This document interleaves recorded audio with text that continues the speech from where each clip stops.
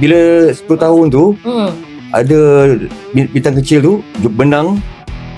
Semasa 10 tahun tu Kina dapat nombor 3. Nombor 3 lah, sebab Kina baru start kan dalam dunia. Sebenarnya yang orisi nyanyian ni adalah atuk Kina. Atuk Kina adalah penyanyi dekat Siam. Penyanyi Thailand atuk Kina. Thailand. Sebenarnya. Jadinya daripada adik-beradik tu Kina ada bongsu daripada 8 beradik. Abang Kina semua boleh main gitar.